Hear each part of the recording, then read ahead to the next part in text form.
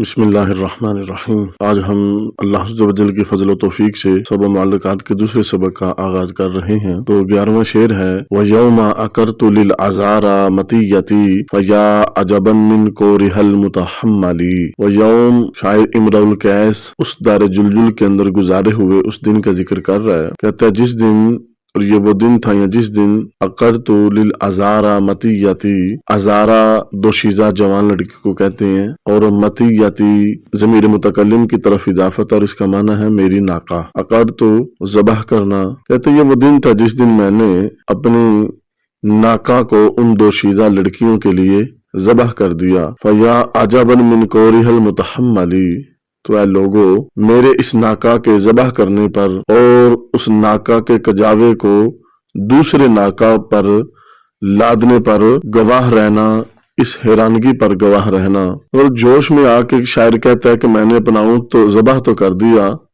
لیکن جب مجھے ہوش آیا اور جب مجھے اس بات کا خیال آیا کہ میرا جو کجاوا ہے، میرا جو سامان ہے، وہ بوجھ بانٹنے کے لیے تقسیم کر دیا گیا ہے اور کجاوا بھی کسی اور کے اونٹ کے اوپر لاد دیا گیا ہے، تو اب میری حیرت کی انتہا نہ رہی۔ مختصر بات یہ ہے کہ قافلہ کا وہ جو حصہ مردوں پر مشتمل تھا، تالاب سے اپنی ضروریات پوری کر کے آگے آگے چلا گیا، تو عورتوں پر جو مشتمل قافلہ تھا اس کا حصہ تالاب پر آ گیا۔ تو امرؤ القیس مردوں کے جانے کے بجائے وہ قریبی جھاڑیوں کے اندر چھپ گیا، تو عورتیں ایک جگہ کپڑے اتار کر غسل کے لیے تالاب میں چلی گئیں۔ تو امرؤ القیس نے ان سبھی عورتوں کے کپڑے چھپا دیے اور مطالبہ یہ کیا کہ جس خاتون کو کپڑے چاہیے وہ میرے پاس آ کے لے جائے۔ جب کافی وقت گزر گیا تو مجبوراً ایک ایک عورت اس تالاب سے نکل کر آتی رہی اور امرؤ القیس سے اپنے کپڑے وصول کرتی رہیں، حتیٰ کہ جب اس کی محبوبہ یعنی امرؤ القیس کی محبوبہ انیزہ کا نمبر آیا، اس کی باری آئی، تو اس نے قسم دے کر یہ بات کہی کہ میرے کپڑے مجھے یہی لا کر دے، لیکن امرؤ القیس نہ مانا۔ آخر انیزہ کو بھی اسی تالاب سے باہر آنا پڑا اور اپنے کپڑے لینے پڑے۔ تو امرؤ القیس اپنی اس کامیابی پر بہت خوش ہوا اور اپنی سواری کی اونٹنی کو ذبح کر دیا۔ تو یہ مقام ادارے جلجل تھا، جہاں امرؤ القیس نے اپنی محبوباؤں کے لیے، اپنی محبوبہ دوشیزہ خواتین کے لیے اس ناکہ کو ذبح کیا اور اس کا کجاوا عورتوں کے ایک اونٹ پر لاد دیا گیا۔ تو مجبوراً انیزہ نے امرؤ القیس کو اپنی اونٹنی پر سوار کیا۔ آگے والے شعر میں شاعر اس کا بھی ذکر کرے گا۔ اقرت واحد متکلم کا صیغہ ہے، ضرب یضرب باب سے، اس کا معنی زخمی کرنا، اس کا معنی ذبح کرنا۔ فعقروا الناقۃ وعتوا عن امر ربہم، قرآن پاک کے اندر آتا ہے ان لوگوں کے بارے میں جنہوں نے حضرت صالح علیہ السلام کی اونٹنی کو اس کی کونچیں کاٹ دیں، زخمی کر دیں، تو یہاں پر یہ ذبح کے معنی میں ہے۔ العذارا یہ عذرا کی جمع ہے اور اس کا معنی ہے دوشیزہ باکرہ خاتون، باکرہ عورت۔ مطیہ کا معنی سواری، ناکہ، یہاں پر مراد ناکہ ہے اور یا ضمیر متکلم ہے۔ یا عجبن، عجبا کا جو الف ہے وہ یا متکلم کے عوض میں ہے، اصل میں تھا یا عجبی، یا حرف تنبیہ ہے، کیونکہ یا کے بعد اگر ایسا اسم ہو جو منادہ بننے کی صلاحیت نہ رکھتا ہو تو یا حرف تنبیہ ہوتا ہے۔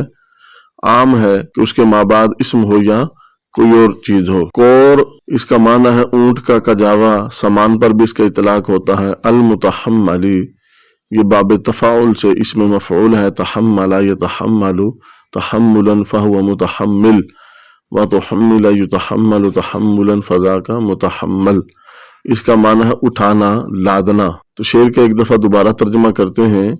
امرؤ القیس کہتا ہے یہ وہ دن تھا جب میں نے دوشیزہ خواتین کے لیے، دوشیزہ محبوباؤں کے لیے اپنی سواری، اپنی ناکہ کو ذبح کر دیا۔ تو لوگوں کو مخاطب کر کے کہتا ہے اے لوگو میری حیرت جو اس کجاوا سے دوسرے کجاوے پر لادی گئی ہے اس پہ حیران ہو جانا، اس پہ گواہ ہو جانا۔ 12واں شعر فَظَلَّ الْعَذَارَ يَرْتَمِينَ بِلَحْمِهَا وَشَحْمٍ كَهُدَّابِ الدِّمَكْسِ الْمُتَفَتَّلِ۔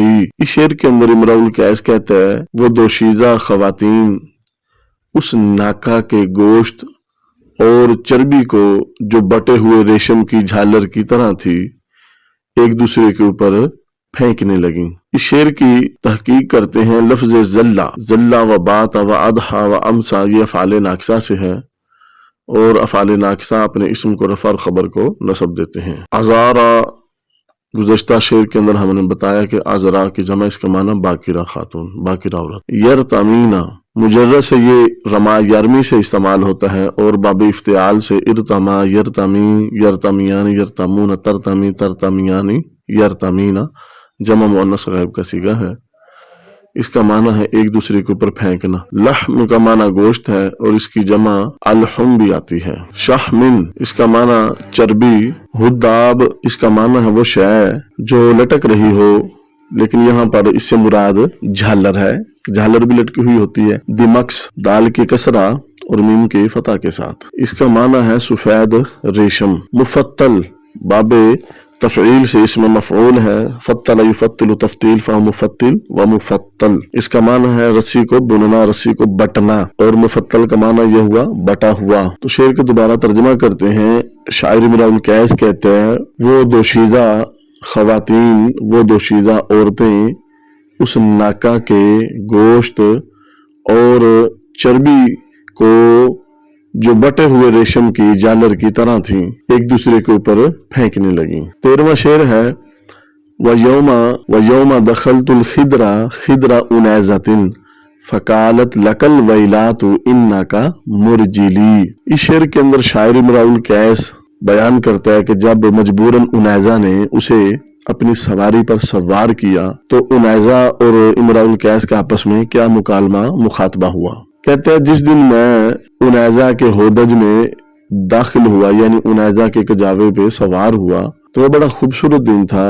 تو انیزہ نے مجھے کہا کہ تیرا ستیہ ناس ہو کہ تو نے مجھے پیدل چلنے والا کر دیا ہے، یعنی میری ناکا امرؤ القیس کی محبوبہ انیزہ یہ کہنا چاہ رہی ہے کہ میری ناکا 2 سواریوں کا بوجھ برداشت نہیں کر سکتی، اس کی کمر ٹوٹ جائے گی تو مجبوراً مجھے پیدل چلنا پڑے گا۔ دخل تو ناصرہ شروع سے واحد متکلم کا صیغہ، اس کا معنی ہے اندر آنا، داخل ہونا۔ خدرہ کہتے ہیں وہ پردہ جو لڑکی کے لیے مکان کے دروازے پر لگایا جائے، یا یہ وہ مخصوص پردہ ہوتا ہے جو لڑکی کے مکان پر لگایا جاتا ہے، لیکن یہاں پر مراد ہے ہودج۔ انیزہ یہ امرؤ القیس کے محبوبہ کا نام ہے۔ انیزہ یہ ہے غیر منصرف، کیونکہ اس میں 2 اسباب مناصرف ہیں، ایک ہے معرفہ اور دوسرا ہے تانیث، لیکن یہاں پر وزن شعری کی وجہ سے اسے منصرف پڑھا گیا ہے۔ فقالت واحد مؤنث غائب کا صیغہ ہے، ناصرہ شروع سے قال یقول، اس کا معنی ہے جب، اس کا معنی ہے انیزہ نے کہا، کیونکہ اس کی یہ ضمیر کا مرجع انیزہ ہے۔ لکل ویلات لام حرف جار ہے اور کاف ضمیر خطاب ہے، مجرور متصل ہے۔ ویلات ویل کی جمع ہے اور اس کا معنی ہے تباہی، ہلاکت، بربادی، لیکن یہاں اس سے مراد ستیہ ناس، اور یہ جملہ معترضہ ہے۔ مرجلی یہ یا ضمیر متکلم کی طرف اضافت ہے اور باب افعال سے ہے، اس میں فاعل کا صیغہ ہے۔ ارجل یرجل ارجال فهو مرجل، مرجلا، مرجلو، مرجلی، اس کا معنی کسی کو پیدل چلنے والا بنانا۔ تو شعر کا دوبارہ ترجمہ کرتے ہیں۔ امرؤ القیس کہتا ہے جس دن میں انیزہ کے ہودج میں داخل ہوا تو انیزہ نے کہا کہ تیرا ستیہ ناس ہو یا تیرے لیے بربادی ہو کہ تو نے مجھے پیدل کرنے والا بنا دیا ہے۔ 13واں شعر تقول وقد مال الغبیت بنا معن اقرتا بعیری یمرأ القیسی فنزلی۔ اس شعر کے اندر شاعر امرؤ القیس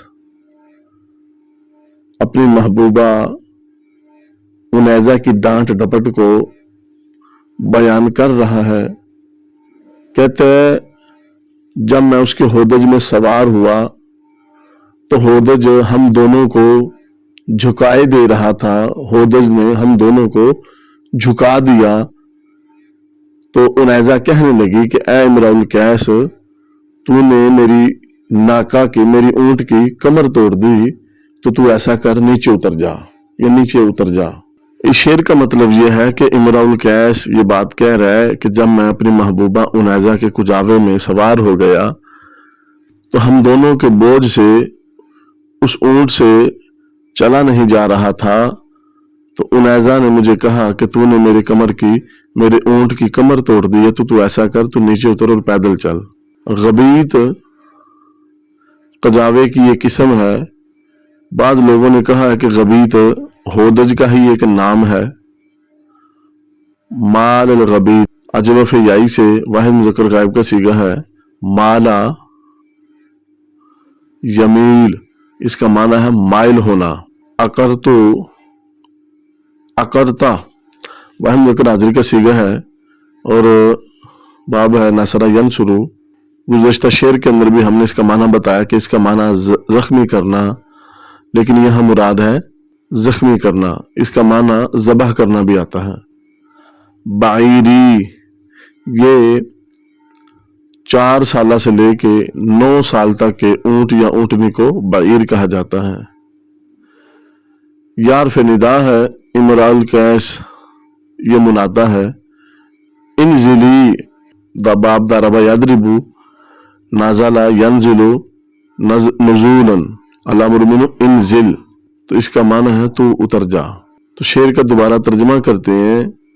امرؤ القیس کہتے ہیں انیزہ کا ہودج ہم دونوں کو، یا ہودج ہم دونوں کو جھکائے دے رہا تھا، یا ہودج نے ہم دونوں کو جھکا دیا، تو انیزہ کہنے لگی کہ اے امرؤ القیس، تو نے میرے اونٹ کی ناکا کی کمر توڑ دی، کمر زخمی کر دی، تو اتر جا۔ آگے والا شعر، فقلت لها سیری وارخی زماما ولا تبعدینی من جناک المعلل۔ اس شعر کے اندر امرؤ القیس اپنی فریاد رسی کو بیان کرتا ہے۔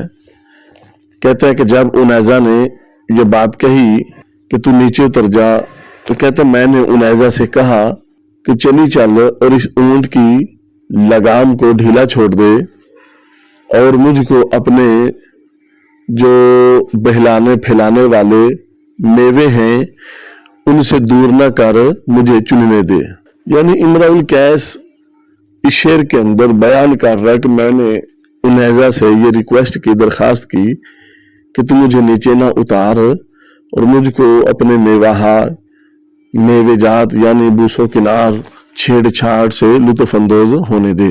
سیری، سارا یسیرو باب ضرب یضرب سے اجوف یائی ہے اور فعل امر صیغہ واحد مؤنث حاضر ہے۔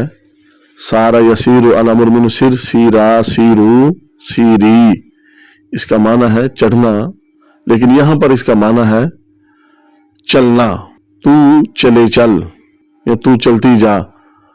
ارخی باب افعال سے، ارخا یرخی ارخا، الامر من ارخی ارخیا ارخو ارخی، یہ بھی واحد مؤنث حاضر کا صیغہ۔ زمام مہار کو، لگام کو کہتے ہیں، اور ارخی کا معنی ڈھیلا چھوڑ دینا۔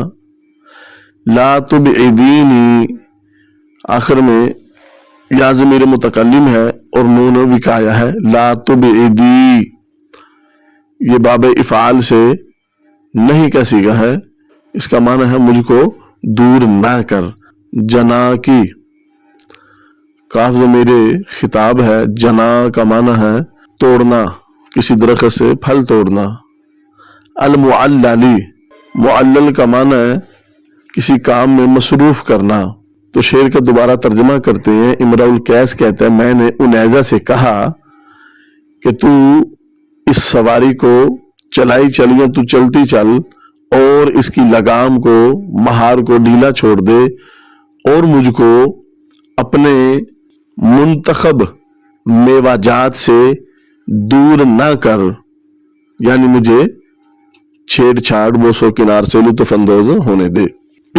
16واں شعر ہے، فَمِثْلُكِ حُبْلَا قَدْ تَرَكْتُ وَمُرْضِعٍ فَأَلْهَيْتُهَا انزی تمائم محولی۔ اس شعر کا معنی مفہوم یہ ہے، شاعر امرؤ القیس اس بات کو بیان کر رہا ہے کہ جب مجھے میری محبوبہ انیزہ نے یہ بات کہی کہ تو نے میرے کجاوا پہ سوار ہو کے میرے سفر کو بوجھل اور مشقت والا بنا دیا ہے اور میری ناکا یعنی اونٹ کی کمر کو توڑ کے رکھ دیا ہے، تو ایسا کر نیچے اتر اور پیدل چل۔ تو امرؤ القیس اس شعر کے اندر اپنی محبوبہ، اپنی معشوقہ کو، اس کے وہ جو اپنے حسن پہ غرور کرتے ہوئے اسے یہ باتیں ساری کہہ رہی تھیں، تو امرؤ القیس اپنی آبدی، اپنی ماضی کی چیزیں اسے بتا رہا ہے اور اسے یہ بات واضح کر رہا ہے۔ کہتا ہے فَمِثْلُكِ حُبْلَا، کہتا ہے کہ تیری جیسی حسن و جمال میں بہت خوبصورت عورتیں، قد ترکت و مرضع، کہ حسن و جمال میں تجھ جیسی بہت سی حاملہ اور مرضع دودھ پلانے والی عورتیں، الہیتها عن ذی تمائم محولی، کہتے جن کے پاس میں رات کے وقت گیا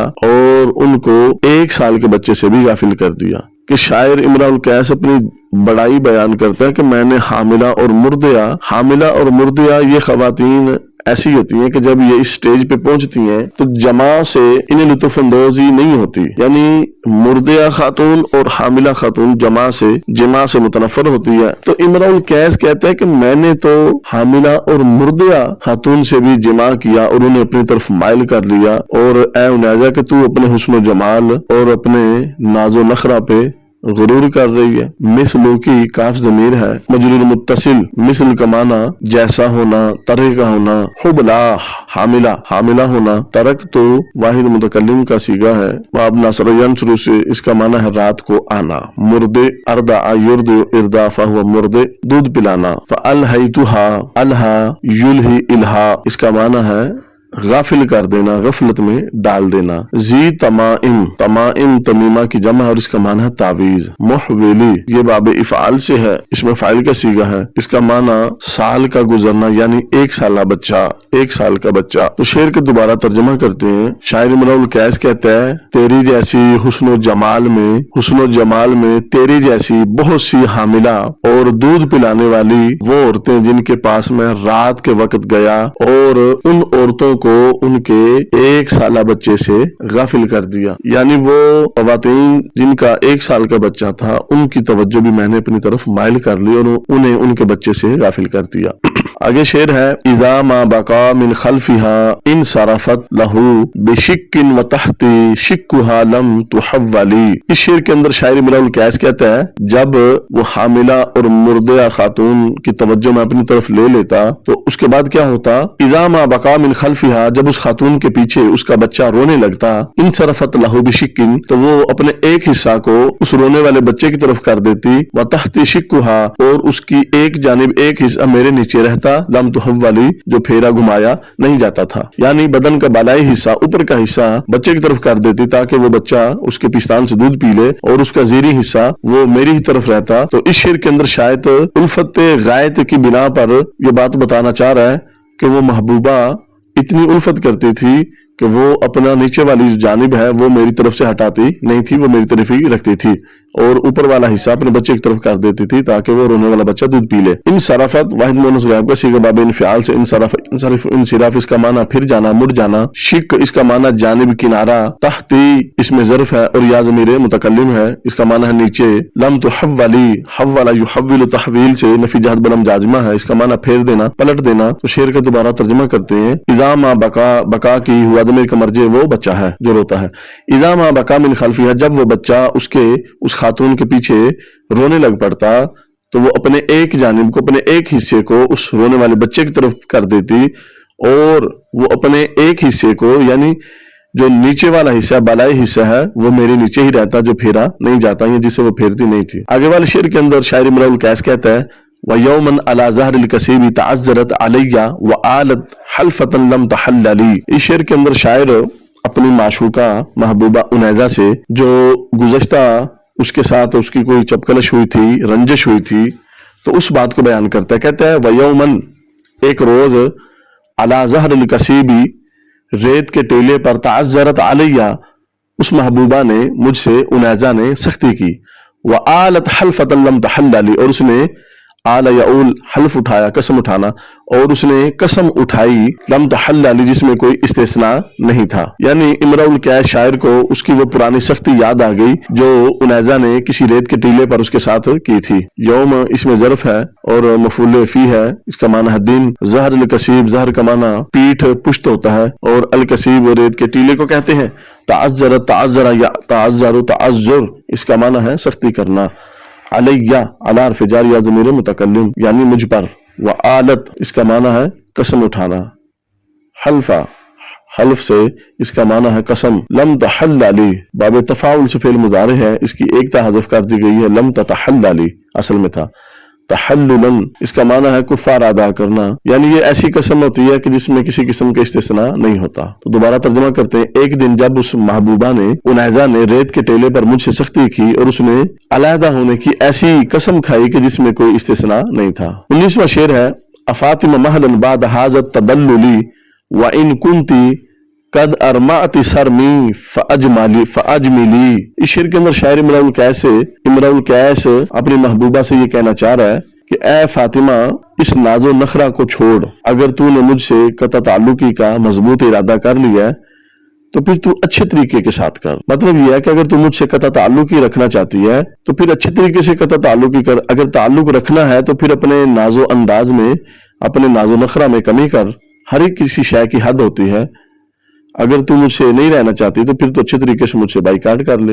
अफातिम हमजा हरफ निदा है और फातिम मुनादा है। उनैजा का असल नाम फातिमा था। इस शेर के अंदर शायर अपनी महबूबा उनैजा को उसके असल नाम से मुखातब करता है। महलन मजदर है और फेल अमर के माना में है बमाना अमहिल यानी ठहरो। बाद इसमें ज़र्फ है। तदल्लुल इसका माना है नाजो नखरा करना। अज़माती फेल माजी से इसका माना है साबित कदम रहना, मजबूत इरादा कर लेना। तो अज़माती तूने मजबूत इरादा कर लिया या पुख्ता इरादा कर लिया। सरमी लफ्ज सर्म का माना ताल्लुक खत्म कर लेना, कता ताल्लुकी, और या ज़मीर मुतकल्लिम है। फजमिली बाब इफ़ाल से अजमल युजमिल इजमाल अल-अम्र मिन अजमिल अजमिला अजमिलू अजमिली। फजमिली तो बाब इफ़ाल से फेल अमर है। तो शेर का दोबारा तर्जुमा करते हैं। ए फातिमा, इस नाजो नखरा को छोड़ दो, या इस नाजो नखरा को जरा छोड़ दो, और अगर तूने मुझसे कता ताल्लुकी का मजबूत इरादा कर लिया है तो फिर तू कता ताल्लुकी अच्छे तरीके के साथ कर। अजमाली का माना है अच्छे तरीके के साथ करना। 20वां शेर अगर्रा की मिन्नी अन्ना हुब्बा की कातिली व अन्ना की महमा तअमुरिल कल्बा यफआली। इस शेर के अंदर शायर इमरुल कैस अपनी महबूबा उनैजा जिसका असल नाम फातिमा था उससे मुखातब होकर कहता है अगर्रा की मिन्नी अन्ना हुब्बा की कातिली, यकीनन मेरी जानिब से, मेरी तरफ से तुझे ये गुमान हो गया है कि तेरी मोहब्बत मुझे कत्ल करने वाली है। व अन्ना की महमा तअमुरिल कल्ब यफअली, और ये कि तू जो कुछ भी मेरे दिल को हुक्म देगी तो वो जरूर करेगा। मतलब यह है कि तुझे मेरी मजबूरी यानी इश्क का पूरी तरह एहसास और अंदाजा हो गया है। तो ए उनैजा, ए फातिमा, इसलिए तूने मुझे सताना, परेशान करना, नाजो नखरा करना ज्यादा शुरू कर दिया है। अगर्रा की हमजा इस्तिफाम है, इस्तिफामिया है, और गर्रा यगुर्रु गर्रन बाब नसरैन शुरू से इसका माना धोखा, घमंड, तकब्बुर, धोखे में डालना, धोखा करना, ये इसके मानी आते हैं। कातिली कातला यक्तुलु नसरैन शुरू से इसमें फाइल है। महमा इसमें शर्त है, जाजिम है। तामुरिल कल्ब और ये दो फिलों पर दाखिल होता है। तामुरी फिल मुदारे है, तामुरीना था तो इसका नून इराबी इसमें शर्त जाजिम महमा की वजह से गिर गया। कल्ब इसका माना है दिल। तो शेर के दोबारा तर्जुमा करते हैं। ए चूंकि तुझे मेरी तरफ से ये गुमान हो गया है कि तेरी मोहब्बत मुझे कत्ल करने वाली है, तो ए फातिमा उनैजा, जो कुछ तू मेरे दिल को हुक्म देगी वो जरूर करेगा।